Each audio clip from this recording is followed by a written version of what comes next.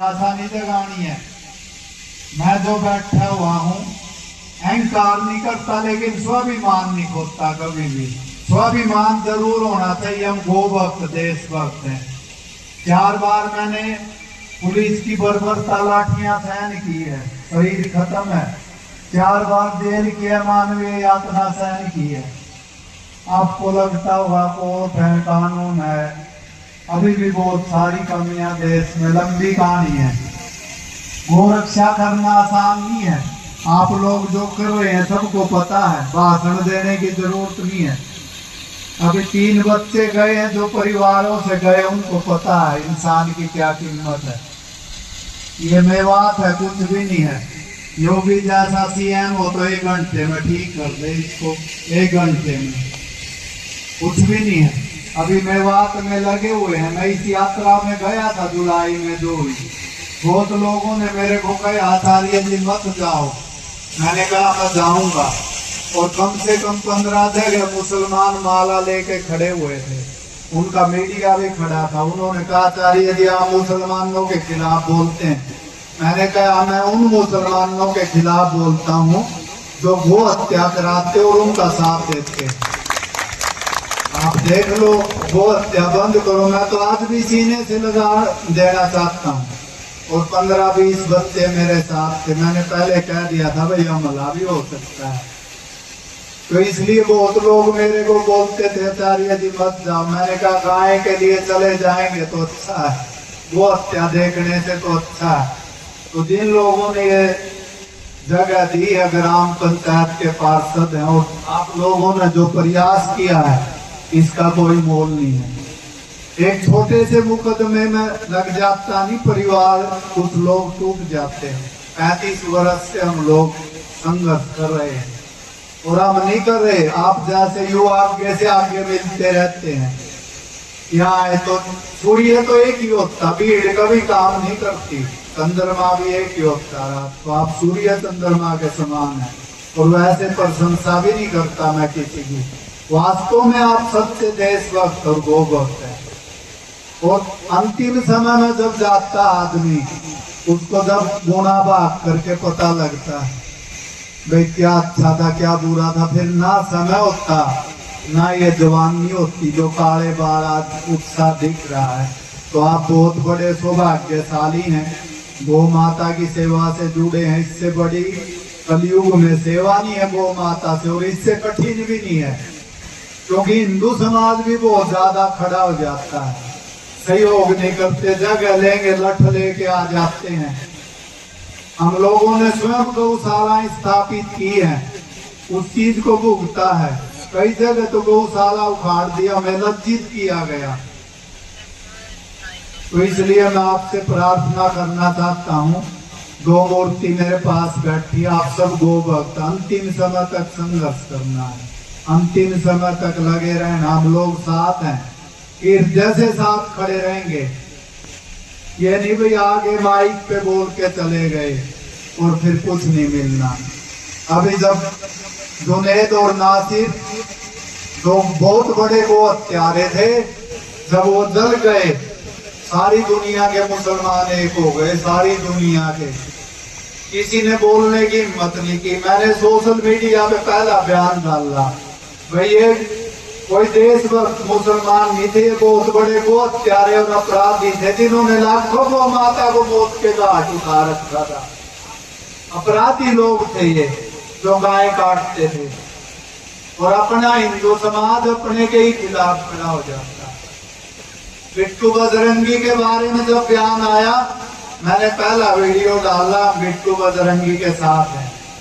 जब मेवात में जाके हम मिनी पाकिस्तान बोलते, बहुत हिंदू बोलते थे कि आप आचार्य जी गलत बोलते हो। मैंने कहा सच्चा, जब इतनी गाड़ियां जला दी, वहां 5-6 हिंदुओं की हत्या कर दी, तो उनको समझ में आ गया आचार्य जी तो ठीक बोलते। हमारा काम लड़ाना नहीं है, झगड़े कराना नहीं है, लेकिन कोई आदमी हमारे लोगों का हमला करते हुए क्रांत यादव जो 4 बहनों का जेला भाई था, उसका शीश काट दो और फिर भी मौन रह जाए, तो फिर किस चीज के हिंदू हम, किस चीज के गो भक्त हैं। हमें बोलना ही पड़ता, बोलना नहीं, हम खड़े होके बोलते हैं। पुलिस हमारे पे लाठी बरसाती है। हम तो पुलिस वाले भी कुछ अधिकारी अच्छे भी हैं, मैं ये नहीं कहूंगा सारी पुलिस, लेकिन वो भी आपकी तरह कम है। पुलिस वाले मेवात में जाके गो हत्या रोक दो, मैं वहां के एसपी को बोलता हूँ मैं, हम आएंगे क्यों गो वक्त सड़क पे घूमेंगे रात रात को। पुलिस का काम जब गो हत्या बंद कर रखी सरकार ने, क्यों नहीं रोकती?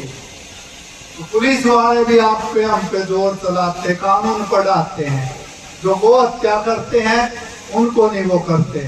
और पीछे भी मैंने बोला था, मामन खान जैसा विधायक जो मुसलमान विधानसभा में बोलता है प्याज सा फोड़ दूंगा, और 87 विधायक जो हिंदू है वो चुपचाप सुनते हैं, तो मेरा हृदय दुखी हो जाता है। अगर सरदार पटेल जैसा गृह मंत्री होता, मामन खान को विधानसभा से हथकड़ी डाल के जेल में डाल देता। तो बहुत बड़ी विडम्बना है। सब आप देशभक्त गोभक्त बच्चे हो, लगे रहना, बहुत यातनाएं आएंगी। आपका कोई नाम ले ना ले, दिखावे में कुछ नहीं रखा। दिखावा भी करना चाहिए जहाँ जरूरी है, लेकिन असली तो क्या है, गोभक्ति काम आएगी। बहुत राजनेताओं को, अधिकारियों को, बहुत लोगों को जानता हूँ मैं जिन्होंने खूब लुटा था, पैसा भी खूब। अब अंतिम समय उनका बहुत दुखदायी होता है। कोई बहुत से लोग कहते हैं अंतिम समय में कुछ नहीं जाता, जाता है भाई, धर्म हो रहा धर्म साथ जाता। आपका किया हुआ अच्छा या बुरा कर्म जरूर साथ जाएगा, जाता क्यों नहीं, पूरा गुना भाग होके जाता है। कई राजनेताओं को मैं देखता हूँ जो गोभक्तों को टॉर्चर करते हैं, बाद में उनको कोई अर्थी को कंधा देने वाला नहीं होता, वंश नाश हो जाता है। इसलिए योगी राज श्री कृष्ण ने नंगे पैरों गाय चराई। गावे मध्य वसामी है, बार बार बोलते गीता में, गाय के बिना तो सनातन है ही नहीं। और ये आसपास बहुत ही यदुवंशी है, उनके वंशज है, हम भी अनुयायी हैं, ऋषियों के अनुयायी हैं, सब लोग ऋषि परंपरा से हैं। श्री राम जी का जन्म कामधेनु से हुआ। जय श्री राम बोलना चाहिए, जरूरी है, लेकिन गाय की सेवा भी जरूरी है। उनका जन्म कामधेनु से हुआ। श्री कृष्ण जी ने स्वयं माखन खाया, लाखों गाय चराई उन्होंने नंगे पैरों, गाय की सेवा की, और उसी से पूजे जाते हैं पूरी दुनिया में।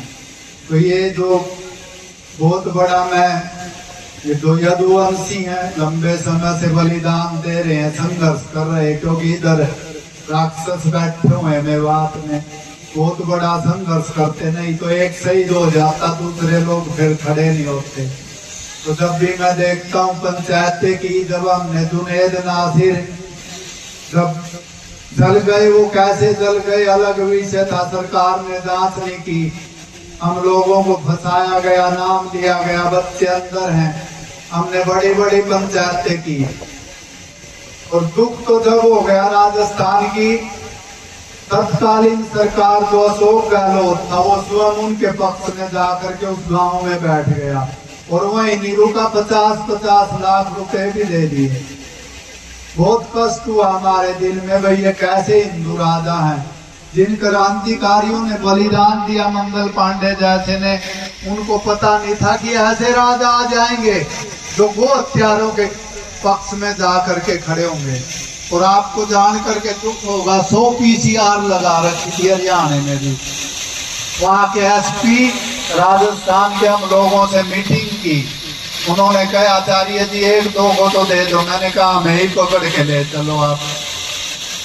हम दूसरे के जो बच्चे दिन रात गौ माता के लिए लगे हुए हैं, कैसे हम पकड़ के दे सकते हैं उनको? ये तो इतिहास में एक शर्मनाक घटना हो जाएगी। तो वह एक जो DSP था उस मीटिंग में, उसने बताया कि आचार्य जी ठीक कह रहे हैं, इनकी सेना, इनके बच्चे हैं, ये अपने बच्चों को कैसे पकड़ के दे सकते हैं, और वो भी गो तस्कर थे उनके लिए।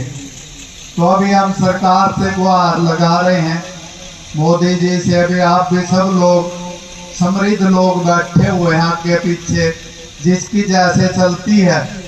देखिए पूज्य रामदेव जी के साथ मैं 25 साल रहा हूँ, अन्ना जी के साथ भी। आप सोशल मीडिया में कम चलाता हूँ, लठ खाने में राम